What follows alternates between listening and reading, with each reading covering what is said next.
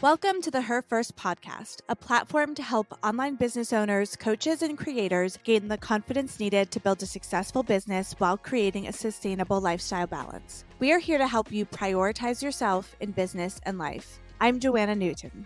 And I'm Michelle Poolani. In this podcast, along with the Her First Collective, you can engage in the challenges women face in business, ways to increase your impact or income online, and how to make it all work while launching, scaling, or maintaining. Spoiler, it's not about perfectionism, hustling, or a copy-paste methodology. Let's dive in. If you have ever wondered if you can make a business out of something somewhat obscure, our guest today is the perfect example of monetizing your passion. Oftentimes, clients or audience members will look at competitors or digital gurus who are teaching something so obvious, like business, fitness, social media, how to find your soulmate. But what about all of those niche topics like knitting, handcrafted leather goods, or a particular passion for a certain culture?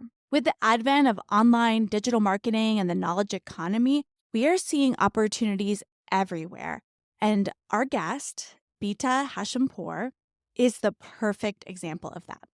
Beeta is owner of a digital lifestyle brand, Monetize, podcast host of The Life of the Bon Vivant, and show host of Joie de Vivre TV. She is the epitome of a Francophile, loving everything about France and French living. Hello, and welcome to the show. Bonjour, and thanks for having me on. I'm so excited. I'm sure you noticed that today we're missing our co-host, Michelle. She is traveling today and unable to be here for the interview, but you will be sure to hear her in our next episode. So when you launched your initial blog, Beeta, you didn't plan on becoming a true business, and the massive impact that you now have today was a bit unexpected. Can you tell us a little bit about your journey to launch?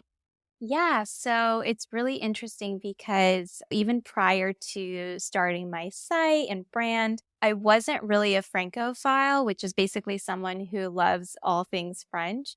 I made my first trip to France in 2010. My good friend was studying abroad there, and she told me, why don't you come on your Christmas break and visit me? I have a place here. You don't have to pay for a hotel and all of that. And I was still in college then. So, of course, that appealed to me. I just bought a plane ticket and made the trip there. I remember just stepping off of the last step of the metro station onto those cobblestone streets in Paris, and I was in love from first glance. And it looked like something straight out of a movie.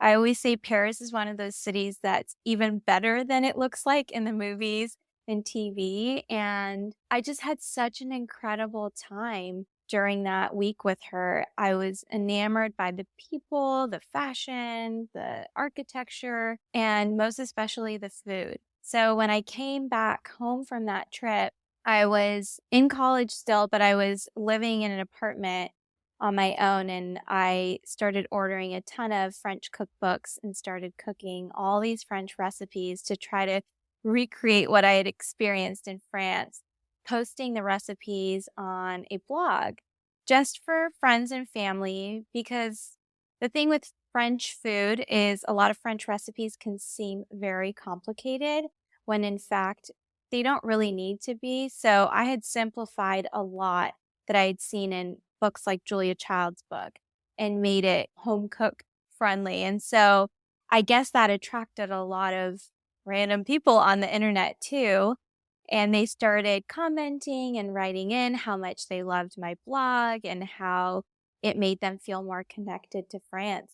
And I realized I wasn't the only one as obsessed with France as I thought I was. I realized that there was something there, and it could be something more than just like a hobby blog that I started.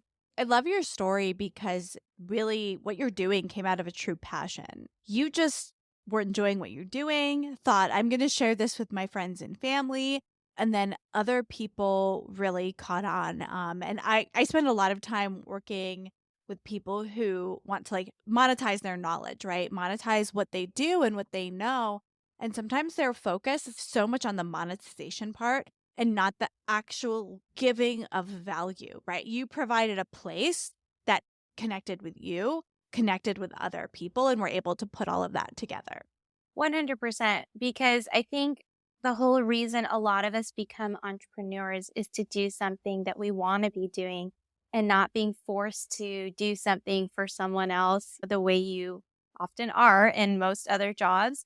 The interesting part about that is that for me, I always grew up as one of those people that was a high achiever. I had to get like straight A's. My parents never even cared, but I was that weird child that was like, "No, I cannot get a B on a report card." And so I actually went to college with the plan to be a lawyer and go to law school after that. And I worked in a law firm during my college years, and I realized that was not at all what I actually wanted to be doing, and there was no joy in that. So for me, when I was working on this blog, it was purely something out of passion because if I had wanted to do something that was just going to make money, I could have just gone the law school route and become a lawyer. And that would have paid probably much better than many of the years when I started out my blog. And so you've been able to really go from your career beforehand, taking something you love, turn that into your full time business. How does that contrast in what you were doing before? Or does it like complement what you're doing now? What has that experience been like? When I left college, I was still working a full time job. So there were many years that my blog was making pennies. I wasn't really focused on the monetization. Even when I realized there were people interested in the blog, I had no clue what it meant to even monetize a blog. I didn't know really much about SEO or the fact that you could have ads running on your site or anything like that. But the advantage I did have was I was working for a digital company, an e-commerce company. I learned that blogs are used even by big businesses as a marketing endeavor. And so I took a lot of what I learned from my day jobs and applied that to the blog. And I remember actually one of my jobs, there was an SEO guru that I worked really closely with, and he taught me a ton. And it was actually with his knowledge that he passed down to me that I really started seeing big strides in my traffic on my site and learned about ad networks and all of that. So I think even today, I'm always a big fan of education and taking courses and improving my skills and knowledge, even now when I feel like I have obviously a much better understanding of what I'm doing than back in the day. Now, I know a lot of our listeners are, some are entrepreneurs, some are already business owners, and a lot of them are aspiring to be that, right? Aspiring to take their knowledge, turn that into a business. For anyone listening on our podcast today, if they're in that situation, they have a hobby, they have a passion, they want to turn that into their like full-time thing where they're able to monetize, what advice would you give them? I think it's important to, one, pick something that you truly are passionate about and love. And that doesn't mean to ignore what the market could potentially want to, but even just picking like a niche that you're excited about will help tremendously because I think there's this myth that bloggers, digital entrepreneurs, influencers, all these people online have become like overnight successes. And it doesn't happen usually super quickly. I'm not saying that's always the case, but for a lot of people, if you talk to most entrepreneurs online, they'll tell you it took them years to really grow their brand or their business or get to a place where they feel like there's a flow and they're comfortable with the way things work in their business. And so I think it's really important that you pick something you like because when things are hard, you need that motivation and passion behind what you're doing. And then I would say to really treat your business like it's a business because I think for many years, I wasn't really growing at the rate that I would have liked because I was still looking at my blog as like this side thing. and not an actual business. You know, if you want to go open a restaurant right now, you're forced to think of it like a business because you have to rent a place, you have to hire employees, staff, a chef, all that. And so there's a lot of expenses with that. But because the sort of barrier of entry into the digital space is really low, a lot of people get in and think they don't have to invest in themselves or their business and take it as seriously as they probably should to really make impactful progress. So I would say find that thing you love and then take it really seriously and make a business plan and do all the things you do for a traditional business. Yeah, I think that's so important to like think about your mindset with it, right? Like, how do you change your mindset to actually think of it like this is a business? And this is something I recently did in actually, it's about a year ago that I probably gave my notice for my full time job. And I've been working just my own company for about a year now alone. But there were stages to that. And we actually have a whole episode where I talk about the process of quitting my 9 to 5 and the things that I did to get there. And some of them were super practical things, thinking about insurance and your budget and all of that. And like when I felt comfortable making that decision. But a lot of that comes from actually starting to think of your business like a business. Even if you're part time because you have a full time job, setting yourself working hours for your business, goals for each day, goals for the quarter, goals for the year, like those things will help you treat it like a business. If you're like, I wake up and I work on my business the 2 hours before I start my day job, or it's at night, or it's Saturdays or Sundays, whatever works for you, actually thinking of it in that way can really help you with that transition.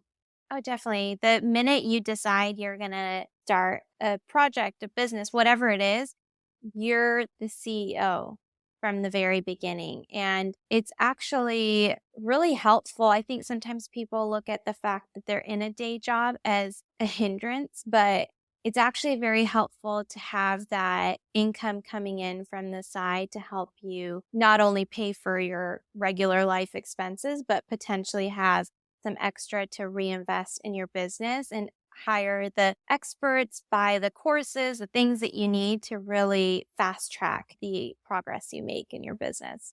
Yeah, especially if you're a lot of times if you're looking at monetizing a passion or hobby, you're likely self-funding, right? So you don't necessarily have cash flow, you don't have an investor, you don't have someone that is footing the bill for you, letting your salary, like part of your salary, actually investing that into your business to help you grow that business can be really astounding. And I find a lot of early stage aspiring business owners are very scared to spend money on their business. Like they don't want to invest in a course. They don't want to invest in a tool that they need. They don't want to invest in an expert to say, if you have a blog, maybe having someone who's an actual web developer spruce up the blog and make it look a little bit better, actually investing in those things.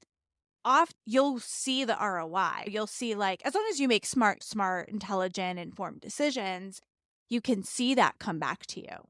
Yeah. And so much of that is tied to, like you said, mindset. That's always a work in progress, too. I was once at a stage where I thought spending like $400 on a course was, oh my goodness, $400 on a course. That was in the way beginning where I was entirely new to digital courses and I didn't really know what the ROI would be. I didn't know how impactful it would be. But obviously, as I took more education and saw the benefits of it, I got to a place where I was more comfortable spending thousands of dollars on a program to help me because I knew that a lot of times when you do make those investments, like you said, smart investments, not just buying whatever comes your way, but whatever truly you think resonates with you and is going to help you, you do usually do at least in my experience 10x what you've spent, you get back.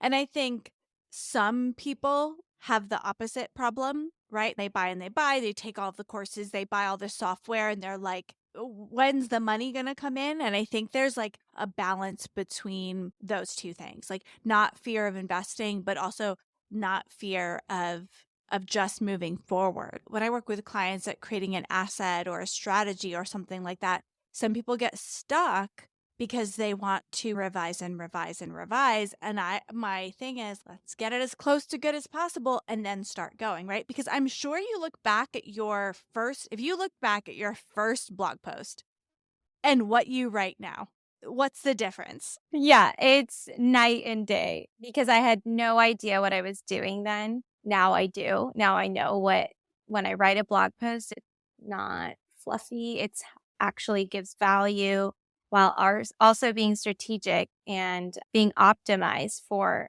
clearly search engines and whatnot. But I think the issue you see a lot too with entrepreneurs, new entrepreneurs especially, is when they are on a buying frenzy and they're buying courses or coaches or whatnot. They're doing it one after another and they're not actually giving themselves time to implement what they learn. You'll see people like, oh, I signed up with this coach to learn how to launch my product. And then they do a launch and it flops. And then they're like, oh, that didn't work. I got to go buy now this course or that. No, like you have to spend time. You have to really give something a chance and stick to it. And I think consistency is huge in entrepreneurship. Yes, I am a big fan of education and courses, but with the caveat that you actually have to follow through with the action and implementation. And I love that you brought up this idea of you go through a process, you find a coach, you plan a launch, and it flops. And maybe you get 0 sales. You needed 100 to cover costs and you only got 5. And you're like, what just happened? And those can be really important moments as a business owner because what you do next is actually the most important thing. Something flopped. What do you do? How do you move on? How do you adjust? How do you keep going? Because chances are, if you're trying something hard and different and new, you're going to have failing points, right? You're going to have setbacks.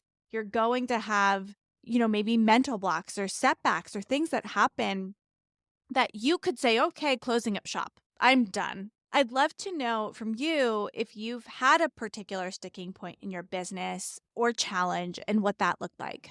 I think for me, my first sort of challenge was getting over perfectionism. I would compare anything that I wanted to put out to these big brands and publications that have like millions of dollars of funding and incredible staff supporting them. And then I would look at my content and I'd be like, oh, it's not good enough. I can't put it out. And I had to get over that and realize that if I wanted to be successful in selling anything to my audience, I had to just try first and put it out there and let it evolve and become the thing that my audience wanted. So, for instance, when I launched a membership community, I initially launched it as like a baking focused community around French baking.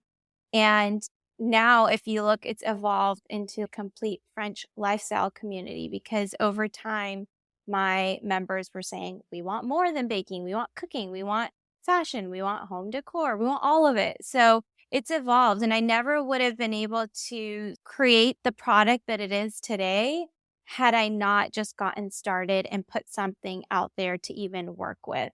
So I think that was really huge in the beginning of my journey. And I think more recently, I've learned to not feel as icky about selling. I think that it's something as women we tend to especially really struggle with is who are we to charge for our product or service? And men don't a lot of times think that way. They're just like, yeah, here's my product. It's 5K for my coaching container. It is what it is. And we as women are like, yeah, I have this coaching container and it's $1,000. We're like scared to even put it out there. And I've learned to accept that really any transaction is really just like an energetic exchange. And if you can deliver the value that you're charging someone, then you have to believe that person is adult enough to know what they can afford, what they can't afford, and make a financial decision for themselves and realize that them saying yes to you, whether it's your product, your service, whatever it is you're offering, is really them saying yes to themselves too. So if you don't put your stuff out there, you're not giving people that chance. And so that's been huge for me, especially as I've started selling more premium price products. And you brought up so many interesting points. I think the difference between male and female entrepreneurs and their mindset towards charging money for their services, for their costs is so fascinating. And this even shows up in the corporate world. I don't know the exact stat, but they talk about how like women will, when they read a job description, they'll need to feel like they can do 100% of the things on that list to apply. But a man will look at it and like if it's like 50%, that's not the right stat, but just pretend for a second it is, it's much lower where they'll confidently apply for that job. And one thing that helped me change my mindset about this for myself is one, replicating what I can do for someone over and over again. I can do it for a bunch of different people. I know I have something special. Two, realizing that what I have to offer is unique and is special and is of value, and that I can offer that to the world. The third thing that I think about is actually know my business costs at the end of the day. Like, I know what it costs to provide the level of forget my time, take my time out of it. I have a team, I have software subscriptions, I have all of these things. I know what it costs me to create that for you. And I need you to pay that much in order to make a profit for my business so that I can continue to do this and continue to uplevel my skills. There's also something recently that I have in my mind that I feel like I'm still working out is realizing that I don't charge an hourly rate for my time anymore. I know some people talk about thinking like, oh, I'm $10,000 an hour or something like that. Forget that. I don't charge an hourly rate for my time. I charge my value because I was on a discovery call with a client the other day and I gave her some insight about her offer of how she could position it better for free. And it technically took me 5 minutes to share that. I was talking with her, the idea sparked in my head, I shared it with her. That was all of the time, right? The technical time was 10 minutes. But that 10 minutes came from a lifetime of practice and knowledge and support, right? My brain, how it works from my first job to my last client, right? There was decades of experience that made that decision. So I shouldn't charge for the hour because it's not the hour that did that. It's my whole life in perspective. And I think when you can start to think through that, you go like, oh, I am worth that much. Oh, 100%. It's definitely because what you're providing, again, it goes back to that value. It's about the value of what you're giving the client. It's not about the amount of time, even sometimes. Or, like, I know recently when I've started doing retreats for women, it's the value of my connections, my insights, who I know, or otherwise you could go and book a trip and the hotel and all the food and everything like that for much less than what you're paying to come to a retreat with me. But then you're not going to have my knowledge and experience infused into that. And so it's going to be a completely different experience and value that you're getting out of it. So, yeah, I totally agree with you. And I want to encourage the people who are listening, like the examples I'm talking about, I have a lot of experience with. Beeta has a lot of experience with. But to be able to be a coach, you just need to be a few steps ahead of people, right? And that's how you grow your value over time. So when you started, you were just on a journey learning how to cook French food and you brought people along with you. You were a few steps ahead of your followers. Now you might be more steps ahead of your followers, and that changes over time. As long as you're just a little ahead of the game of them, you can help them along the way. I think there's also this like gift entrepreneurs have of like being able to figure things out. There's a lot of things that today I don't know how to do, but if someone were to have the idea, like because I help people create online courses, memberships, coaching programs, if they were like, I want to do this thing, even if I've never done it before, I know that I could figure it out at this point. You know what I mean? There's different levels to that. But as long as you're just a little bit ahead of the game, you can help people and you can help them on that journey. Oh, yeah. We're scrappy as entrepreneurs. So we make things happen, and we oftentimes have the ideas and the vision that other people don't always have. And I think that's why we're attracted to entrepreneurship and are even in this situation. But yeah, it's exactly like you said. You don't have to be an expert when you first start. You just have to know a little bit more than the next person. And you're already able to provide value just from knowing a little more than someone else. Exactly. And I want to come back. We grazed over something pretty cool you were talking about that I want to dive into a little bit deeper. One of your most recent offers was a 5-star luxury retreat in France, which sounds amazing. And this was sold at $13,000 a person. Can you talk a little bit more about that experience? Yeah. So I had always had this vision of creating like this dream escape to Paris. And I played around with the idea for a little bit, but honestly, I had never charged anything at that price level in regards to my audience that I have and what I've sold to them previously. So I wasn't sure how it would land. And honestly, I definitely had to regulate my nervous system, putting that email out there, making the offer. But I got to a point where I was just like, you know what?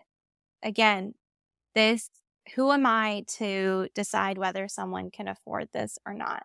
I've put together this amazing itinerary. I know it's worth this money. And like you said, I know the costs of what the business requires to make this trip happen. And I know the value that I'm bringing. So I just have to be confident that there is someone out there who's looking for a trip like this.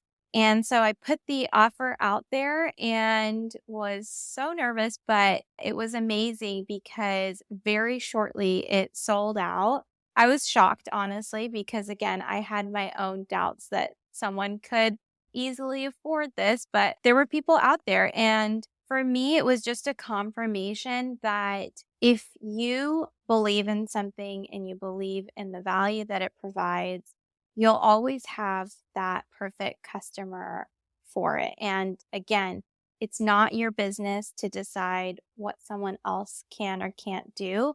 It's only your business to be confident and 100% behind what it is you're putting out there. And so it was great because it not only made me now more comfortable with selling products at that level, but it reaffirmed my belief that there are people for every level tiered product.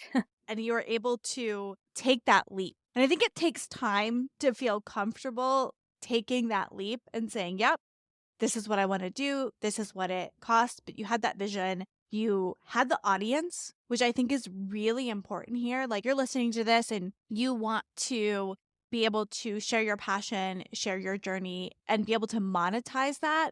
Just start finding an audience. You just started writing a blog and it became this whole business where you're able to sell $13,000 a person luxury events. And you got to that point. You got there and you did that by connecting and giving people what they needed and providing really great value. And if that's something you want to do and you have a passion about for it, start a blog, start an Instagram account, start a Pinterest account, whichever medium feels good to you, and just start sharing that value. As you grow your audience too, your audience will tell you what they need. They'll be like, can we like in your membership, right? We want this, we want that. Can you help me with this? Can you help me with that? And it will 100% grow from there. Exactly. And I think just two things to quickly say to add because you pointed them out. It takes time to up level into each phase. Like I didn't go from launching nothing to a $13,000 product. My very first product, I think, was like a $69 pastry course. And I was like shaking in my boots when I put that offer out there back in the day. And so it does take time to mentally catch up to the next level of where you want to be. But just know it's also normal to still be nervous and scared when you are putting that next level offer or product out there. When you're putting something out into the world, a new offer, even just a new piece of content, trying something different, trying something new, that can be scary. What sort of like belief system do you need when you're putting yourself out there? I think it's really important to remember that you're not codependent on, first of all, the sale. And that's why I mentioned earlier in the conversation that it's helpful when you do have a day job when you're first starting out, because it gets rid of that icky energy of like you frantically checking your inbox every 2 seconds to see how many sales you've made or how many people have bought when you're not dependent for your basic needs in the beginning and you have that relaxed attitude. It really does make a difference to just have a cool and calm energy around selling something. So I think one, that's really important, but two, it goes back to the mindset issue of realizing it really is an energetic exchange. If I'm putting something out there, I really felt this when I was coaching. If I'm putting out a coaching container and a woman signs up for that, she is really saying yes to herself. She is taking this next step. Yes, she's working with me. Yes, she's paying me, but her signing up is her saying, it's time for me to receive this thing in my life. It's time for me to make this change or do whatever endeavor that I'm trying to do here. So when you think of it like that, then it's a lot easier to sell because you're thinking about the fact that if I don't put my offer out there, then this person is not having this opportunity to do this for themselves. So then it becomes like a service for you to be selling. And I think that helps a lot. And it's really important for making that shift. When you are building an audience, I think people get really wrapped up with the numbers. Oh, I need to have 200K followers on Instagram in order to make good sales or whatever. And it's more about the quality of those followers. I've worked on the flip side too, as someone who works for a corporation who hires out influencers, for instance, for brand sponsorships. And some of our most profitable partnerships came from the really small influencers that didn't have that many people, but they were quality people. They were actually interested in the product. I saw that reflected too on my side of things as an entrepreneur when I'm selling. I don't have a ton of followers, but the followers I do have are highly invested in my niche and are like me. They love all things French. You do want to build your audience, but make sure you're building quality followers too. I love that you added that and you brought that up. It's something like I wholeheartedly believe in because you can have a big launch with a small following if they're the right people. I've seen that in my corporate work as well as my work with entrepreneurs. You can have 1,000 followers and be monetizing fantastically. You can have a couple 100,000 followers, even 1,000,000 followers, but because you don't have a clear path or niche or natural thing to monetize with, you're not going to necessarily see that success. So definitely don't be caught up in the numbers as you're getting started. Like you want the connections. And one of the analogies I always like is sometimes people be like, "Oh, only this video only got 300 views," right? That's something people will say. Like if you had a storefront and 300 people walked into your storefront one day, wouldn't you be ecstatic? You would. And that would be amazing, an amazing thing to do. And it's just about thinking about that mindset and what that looks like. I love that analogy. I never thought of it that way personally, but that's a great example. And yeah, it's about like for me, I'm really excited when something hits off on Instagram that is very aligned with my brand, because then I'm like, yay, not only did this, I don't want to say viral because viral means it's gone crazy, but just gone a lot of views compared to some of my other posts. When that post is highly aligned with my brand and what I'm offering and it does well, I'm always stoked because I'm like, not only did this garner a lot of people seeing it, but the right people. Because if you're putting something that doesn't really have that much to do with what your focus is and it does well, cool. But at the end of the day, is it really going to be the thing that gets you the right customers? And to be honest, I have fun with Instagram and I definitely see the value in it, but most of my sales come from my email list. So just some food for thought too for anyone who's really stuck on the numbers on social media. I would encourage anyone listening who's new to entrepreneurship to really focus on their email list. That's such great advice. One of the things that we love to talk about here on Her First is how we prioritize ourselves. So, as an entrepreneur, one of the whole points of it is to be able to build your ideal life, live the life you want, the schedule you want, in the way you want, with the goals that are right for you. So, I'd love to know how you prioritize yourself in business and in life. I love this question too because I am a big fan of always working smarter, not necessarily harder.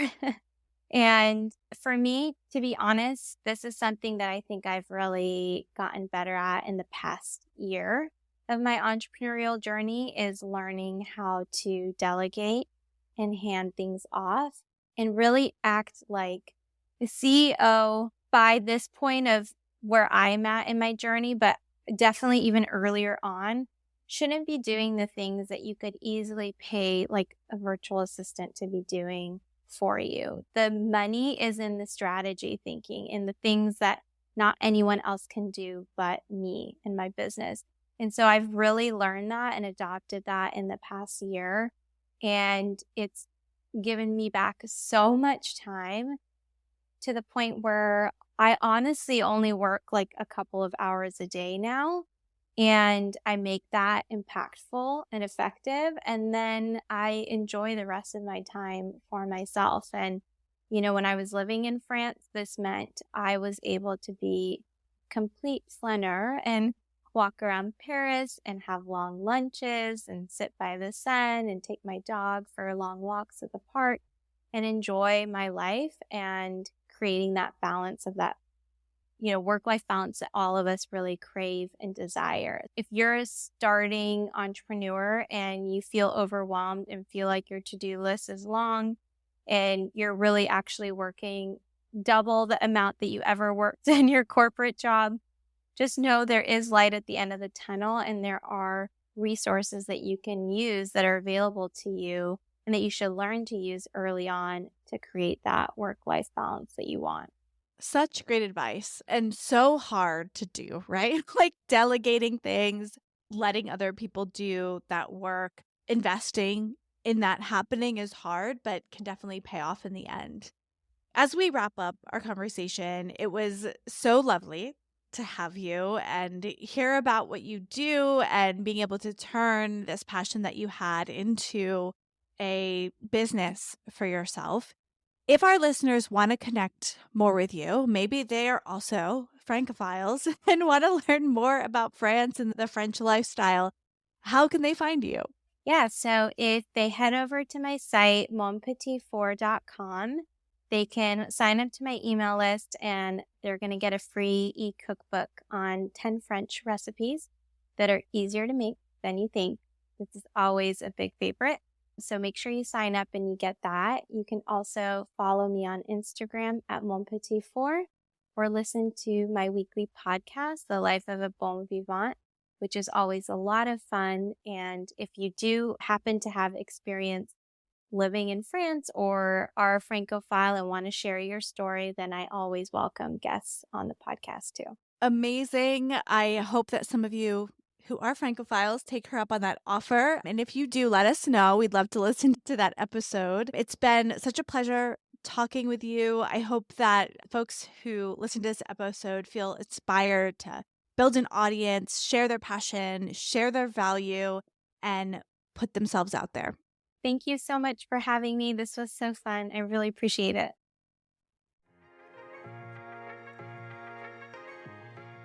Thanks for tuning in. Find the link in the show notes to join us in the Her First Collective, a free Facebook group to discuss the podcast, ask questions of our guest experts, and network with a group of female entrepreneurs who value collaboration over competition. Please subscribe, share, leave a review, and be sure to catch our next episode. What is one thing you can do today to prioritize you in business and life?